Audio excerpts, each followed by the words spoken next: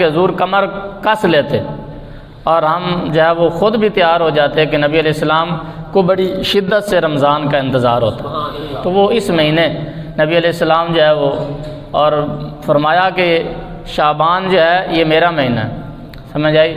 تو یہ نبی پاک صلی اللہ علیہ وآلہ وسلم نے بے شمار فضیلتیں کیا وہ شعبان کو عطا فرمائی۔ ہر مہینے کی ایک خاصیت ہے، اس مہینے میں جو ہے وہ شب برات بھی ہے۔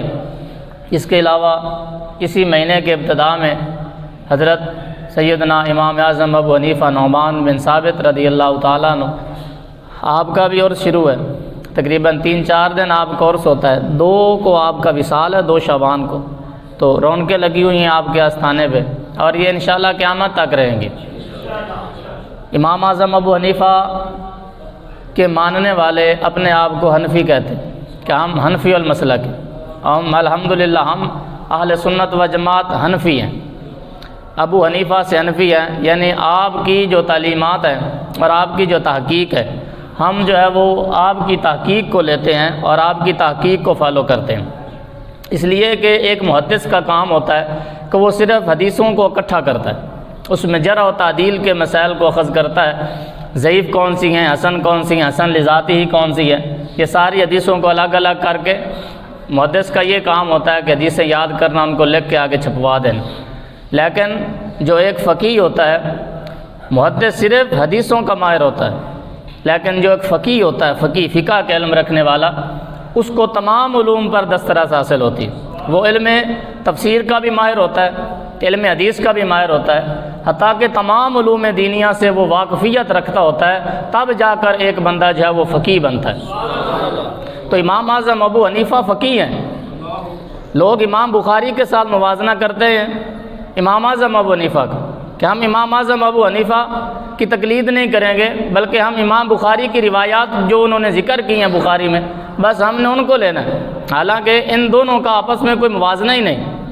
یہ 2 صدیاں بعد آئے امام بخاری، یہ 2 صدیوں بعد آئے، اور ان کے بعد جو ہے وہ حدیثیں جمع کی، اور امام اعظم ابو حنیفہ تو وہ ہیں جنہوں نے براہ راست حضور کے صحابہ سے علم حاصل کیا،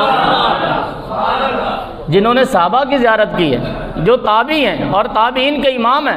ہم فخر سے کہتے ہیں کہ الحمدللہ ہم امام اعظم ابو حنیفہ کی تقلید کرنے والے ہیں۔ باقی رہا تقلید کرنی چاہیے یا نہیں کرنی چاہیے، اس کا تو مسئلہ ہی نہیں، یہ تو قرآن کہہ رہا ہے کہ تم سب کو جب لایا جائے گا تو ہر ایک کو اس کے امام کے ساتھ قیامت والے دن لایا جائے گا، ہر آدمی اپنے امام کے ساتھ ہوگا کہ اس نے کس کی تقلید کی، حتیٰ کہ جنہوں نے بتوں کو اپنا امام بنایا وہ بتوں کے ساتھ لائے جائیں، اور جنہوں نے نیک پیشوا اپنے لیے چنے وہ نیک پیشواؤں کے ساتھ آئیں گے۔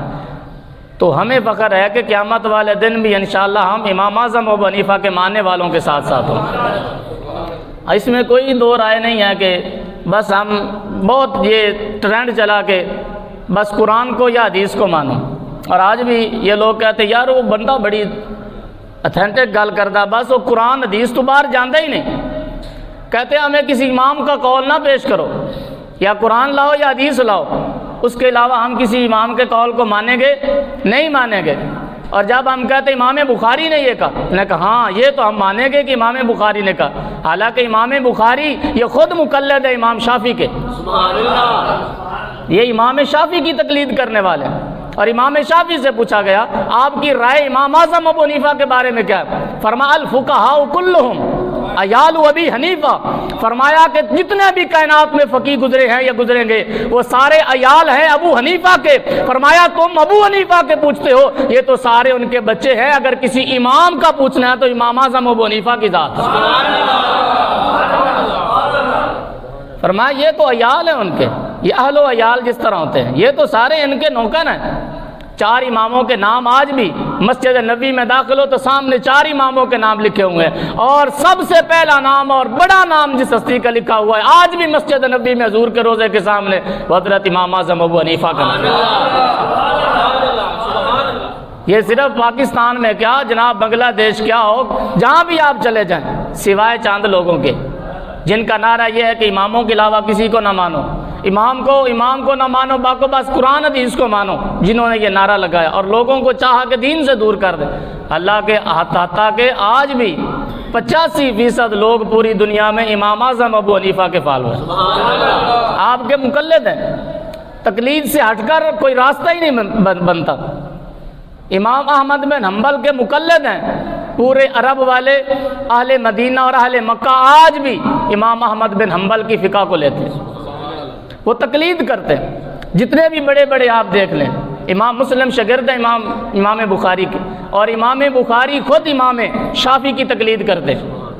اسی لیے امام بخاری رفع یدین کرتے ہیں کیونکہ امام شافعی کیا کرتے تھے، امام شافعی کیا کرتے۔ ہم کہتے ہیں کسی کے مقلد ہو کر کرو تو پھر حرج نہیں ہے، لیکن اپنی تحقیق 15 صدیوں کے بعد کہنا ہم نے کسی امام کو نہیں لینا۔ امام اعظم ابو حنیفہ کے بارے میں حضور نے بشارت دی، حضرت سلمان فارسی کی طرف دیکھ کے کہا، میں کہتا ہوں تو میں اکثر کہا کرتا ہوں جب بڑے نیکی کرے نا تو اولادوں کو صلہ ملتا ہے۔ سلمان فارسی کی طرف اشارہ کر کے فرمایا، حضرت ابو ہریرہ سے روایت ہے، فرمایا اس کی نسل سے اور اس کے فارس سے ایک بچہ جنم لے گا، ایک آئے گا جو میرے دین اگر سریا پہ آسمانوں پہ بھی چلا گیا، وہ آسمانوں سے وہ دین کھینچ کر میری امت کے لیے رہبر بن کر آ جائے گا۔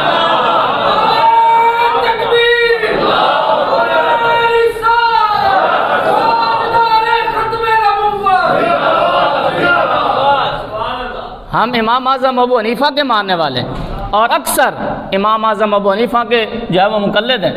اب امام احمد بن حنبل کی تقلید کرتے ہیں پورے اہل مکہ اور اہل مدینہ، امام احمد بن حنبل۔ اور امام احمد بن حنبل کس سے پڑھے ہیں؟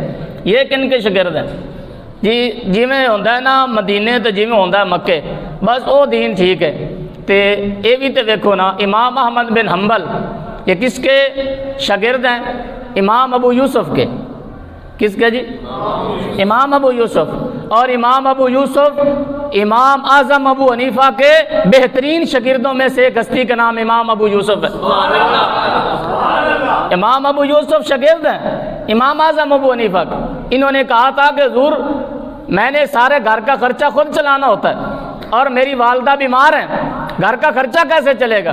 آپ نے کہا بیٹا تو دین پر، تیرے گھر جانے اور تیرے گھر کا خرچہ جانے میں ادا کروں گا۔ اور روزانہ ہر مہینے ان کی والدہ کو امام اعظم ابو حنیفہ 40 درہم بھیجا کرتے کہ یہ تمہارے مہینے کا خرچ ہے، یہ بیٹا تمہارا پڑھنے والا ہے، اس کو پڑھنے دو۔ ایک دن والدہ نے کہا یہ ساری زندگی کیسے کہے گا؟ تو امام اعظم ابو حنیفہ نے فرمایا پریشان ہونے کی ضرورت نہیں، تیرا بیٹا اتنا جو ہے وہ ذہین اور قابل ہے، میں دیکھ رہا ہوں ایک وقت آئے گا تیرا بیٹا بادشاہوں کے بھی ساتھ بیٹھ کر حلوہ کھائے گا۔ وقت کے گزرنے کے ساتھ ساتھ والدہ بوڑھی ہو گئی، امام اعظم ابو حنیفہ بھی ضعیف ہو گئے۔ وقت آیا ہارون الرشید کا معاملہ، طلاق کا مسئلہ چلا، بیوی کو طلاق دے بیٹھا، کہنے لگا اگر چاند سے زیادہ تو خوبصورت ہے تو پھر تجھے کوئی طلاق نہیں، اگر چاند سے زیادہ خوبصورت نہیں پھر تجھے طلاق ہے۔ علماء سے پوچھا گیا، کہا چاند کا ذکر تو قرآن میں آیا ہے تو لہٰذا طلاق تو واجب ہو گئی۔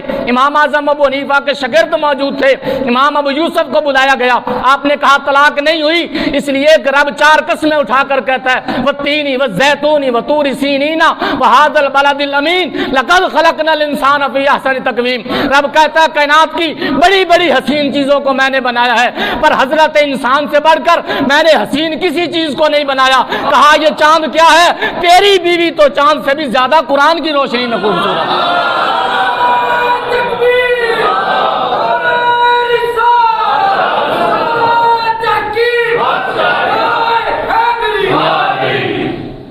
بادشاہ کو کہا کہ جناب لے جاؤ آدھی بیوی نو، کوئی طلاق نہیں ہوئی، کوئی قرآن دی روح نال طلاق واقع نہیں ہوئی۔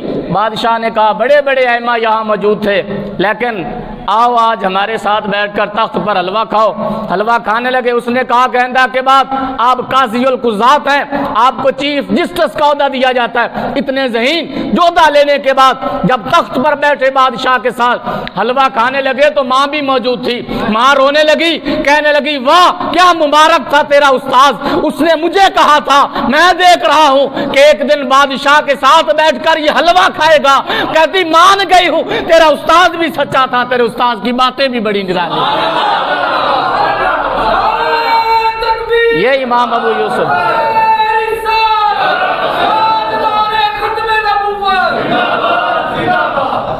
یہ امام ابو یوسف ہیں کہ جو شاگرد ہیں امام اعظم ابو حنیفہ کے، اور ان کی تقلید کرنے والے حضرت امام احمد بن حنبل ہیں، جن کی فقہ کے مطابق آج رفع یدین مکہ مدینہ میں کیا جاتا ہے، اور یہ تو شاگردوں کے شاگرد ہیں۔ امام شافعی سے پوچھا گیا تو کہا سارے فقہا عیال ہیں کس کے؟ امام اعظم ابو حنیفہ کے۔ امام مالک سے جا کر ملے نا جب امام اعظم ابو حنیفہ، آپ ساری زندگی مدینہ شریف میں رہے، امام اعظم ابو حنیفہ امام مالک سے جا کر ملے تو بتایا کہ میں نعمان بن ثابت ہوں، کوفہ سے آیا ہوں۔ تو انہوں نے کہا کوفی لا یوفی، یہ تو بے وفا ہوتے ہیں، اور اشارہ کیا ادھر کہ کوفے والوں نے بے وفائی کی امام علی مقام کے ساتھ، کہا کہ یہ منافق لوگ ہیں، تنزیہ جملہ کہا۔ امام اعظم ابو حنیفہ بڑی ذہانت کے مالک تھے، آپ نے کہا رب تعالیٰ تو قرآن میں کہتا ہے کہ مدینہ میں کچھ ایسے لوگ ہیں کہ جو منافق ہیں، کچھ مدینہ میں ایسے لوگ ہیں منافق ہیں۔ کہا حضور کوئی قرآن کی ایسی آیت بھی ہے کہ کوفے والوں کو قرآن کہہ رہا ہو کہ ان میں کوئی منافق ہے؟ امام مالک اٹھے اپنی جگہ سے اور ماتھا چوما امام اعظم ابو حنیفہ کا، کہا جب تک ملا نہیں تھا بات اور تھی، اعلان کیا اے مدینے والوں، اگر میری نظر میں بے مثال فقیہوں میں سب سے افضل کوئی فقیہ ہے تو وہ امام اعظم ابو حنیفہ کی ذات ہے۔ سمجھ آ رہی بات کی؟ تو تمام ائمہ نے تسلیم کیا، پورے جناب مکہ کیا، پورے مدینہ کیا، پوری عالم اسلام نے امام اعظم ابو حنیفہ کی تقلید کی۔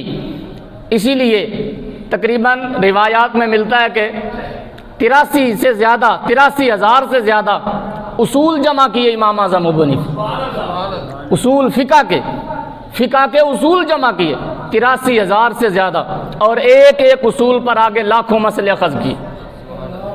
آج تک امام اعظم ابو حنیفہ کے بنائے گئے اصولوں کے مطابق یہ امت تو قرض دے ہی نہیں سکتی امام اعظم ابو حنیفہ کا۔ ہم سمجھتے ہیں بس ایویں حنفی ہوندے، بس ایک ہاتھ میں ہمارے قرآن ہے، ایک ہاتھ میں ہمارے پاس حدیث ہے، اس کے علاوہ کسی بابے نو نہ منو، کسی امام نو نہ منو۔ حالانکہ 83,000 اصول اخذ کرنے کے بعد 6 کروڑ سے زیادہ مسائل قرآن اور حدیث سے اخذ کیے ہیں امام اعظم ابو حنیفہ۔ اس امت کو راہ راست پر لگایا، ہر معاملے میں مسائل اخذ کیے، ورنہ قرآن میں تو ہے ہی نہیں کہ جناب فجر کی کتنی رکعتیں، زور کی کتنی رکعتیں۔ اگر ائمہ کو چھوڑو گے تو جناب مجھ دا دودھ پیونا بھی حرام ہو جائے گا۔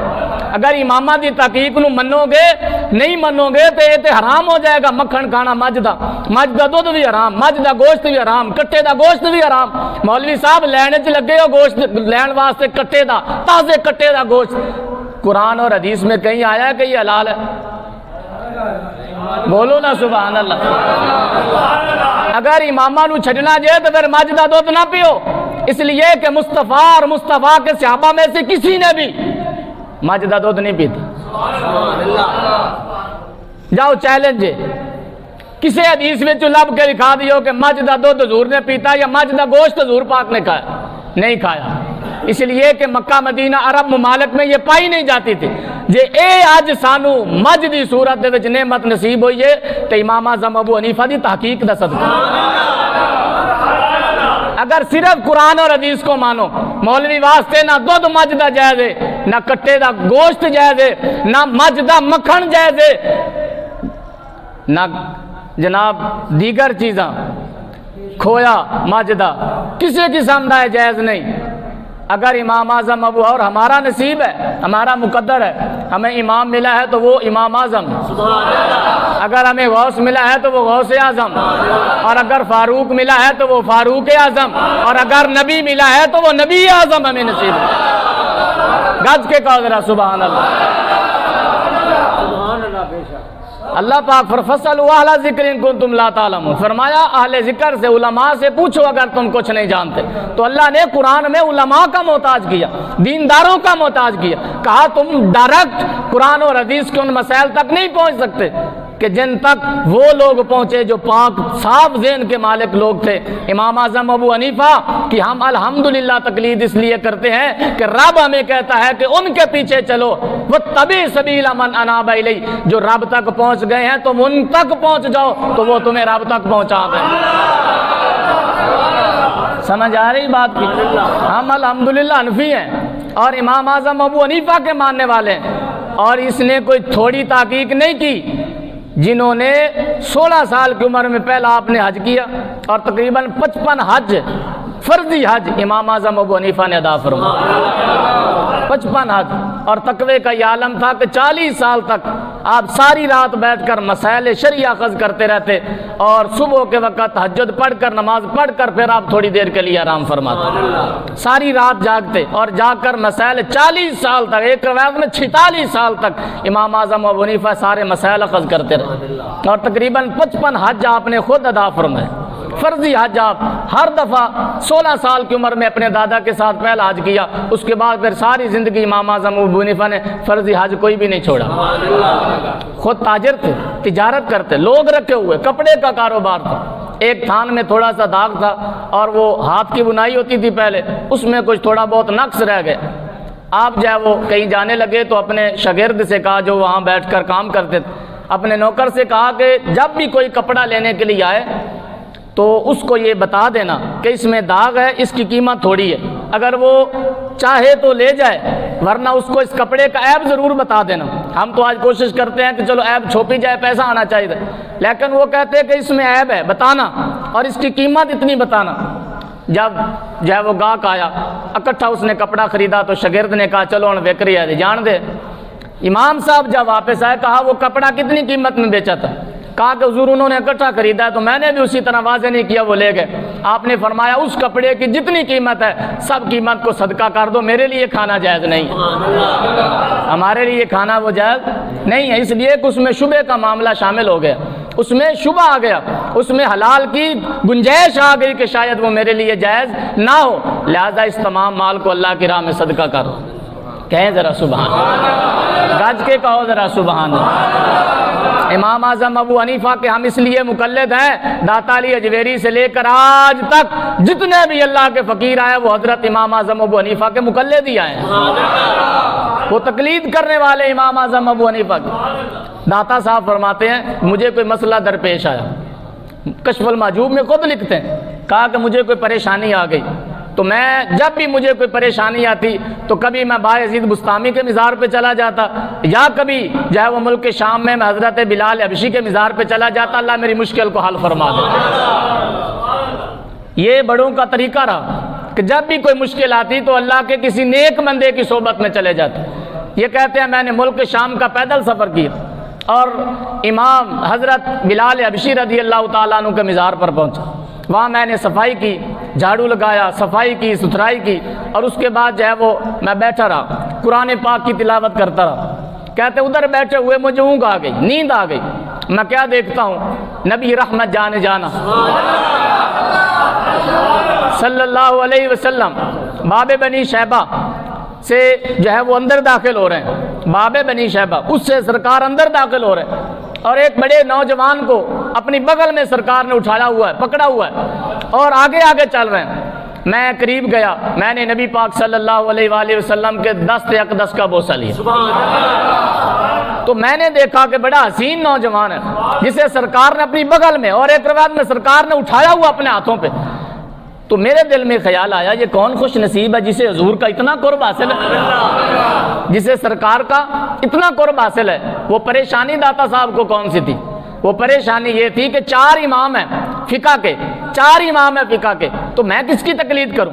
امام احمد بن حنبل کی تقلید کروں، امام مالک کی تقلید کروں، امام شافعی کی، امام اعظم کی، میں کس کی تقلید کروں؟ اس معاملے میں میں تھوڑا پریشان تھا کہ کسی کی طرف سے اشارہ ملے۔ فرمایا اس نے اٹھا، سرکار نے پکڑا ہوا ہے۔ میں دل میں سوچ رہا تھا یہ اتنا حسین و جمیل انسان کون خوش نصیب ہے جس کے چہرے پر اتنی نورانیت ہے اور مصطفیٰ نے انہیں اپنے سینے کے ساتھ لگایا ہوا ہے۔ جب میں نے دل میں خیال کیا تو سامنے مصطفیٰ تھے، دلوں کی حالتوں سے واقف۔ سرکار فرمانے لگے پریشان نہ ہو، یہ تیرا بھی امام ہے، تیرے خطے کے تمام مسلمانوں کا امام ہے اور اس کا نام نعمان بن ثابت امام اعظم ابو حنیفہ۔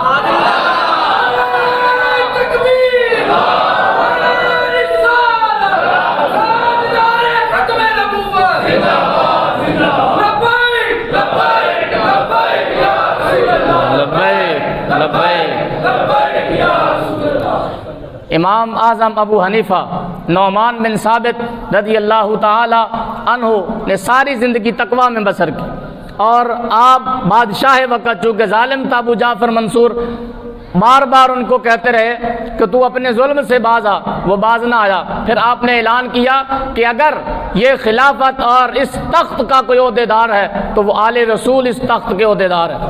وہ معاملہ تھا پہلے چل رہا تھا بنو عباس اور بنو امیہ کا، آپ نے کہا کہ جو آل رسول ہیں وہ زیادہ حقدار ہیں کہ وہ تیرے تخت پر بیٹھیں۔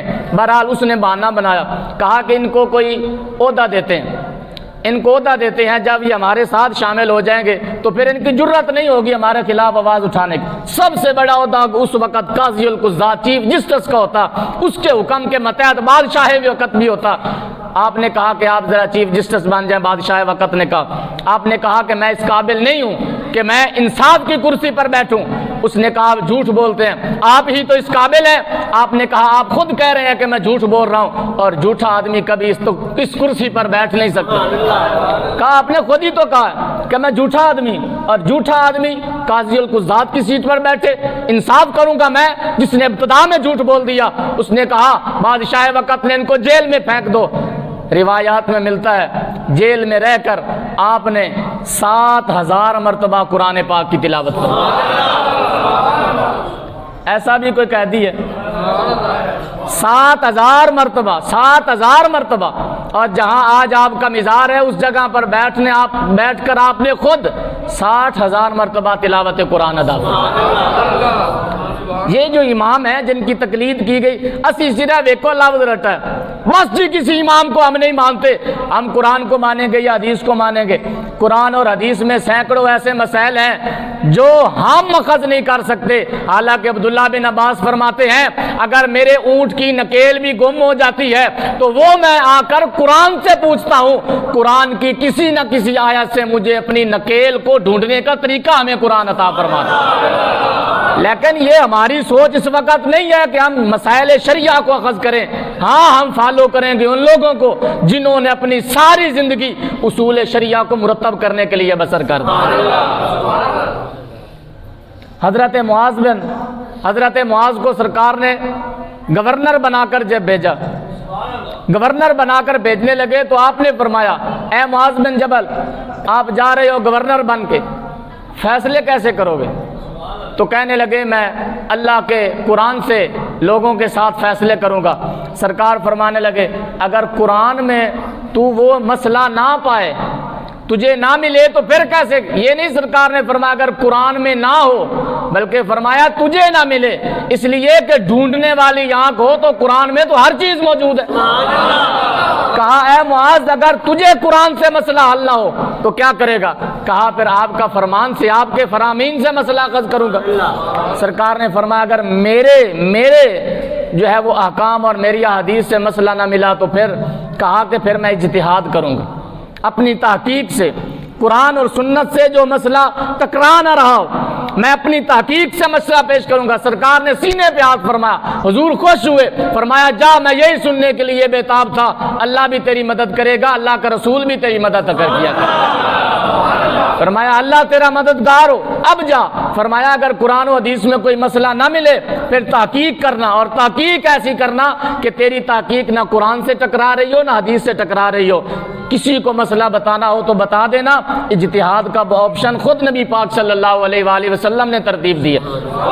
ہم ائمہ کے ماننے والے لوگ ہیں، اگر امام سے ہٹ کر مٹھی بھر جماعت اگر یہ نعرہ بلند کرتی ہے ہمارے ہاتھ میں بس قرآن ہے، ہمارے ہاتھ میں صرف احادیث ہیں، تو کروڑوں کھربوں مسائل ایسے ہیں جو ہم قرآن اور حدیث سے اخذ نہیں کر سکتے، جو اماموں نے کوششیں کی، محنتیں کی اور ایسے ایسے اصول شریعہ مرتب کیے کہ آج ہمارے سامنے جو ہے وہ تیار شدہ کھانا موجود ہے۔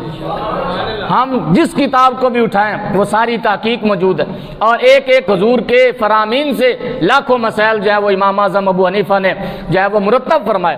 آخری وقت میں جیل میں ہی امام اعظم ابو حنیفہ کو زہر دے دیا گیا، جیل کے اندر آپ کو زہر دے دیا گیا۔ جب لایا گیا نا آپ کا لاشا، جیل سے آپ کا جنازہ اٹھا، جب لایا گیا تو لوگ کہتے ہیں کائنات میں تاریخ میں اتنا بڑا جنازہ کسی کا نہ تھا جتنا امام اعظم ابو حنیفہ کا جنازہ۔ امام ابو یوسف کہتے ہیں میں نے پیشانی سے جب امامہ اتارا غسل دینے کے لیے تو آپ کی پیشانی پر لکھا ہوا تھا یا ایتھا النفس المطمئنہ ارجعی الی ربک راضیۃ مرضیہ فادخلی فی عبادی وادخلی جنتی۔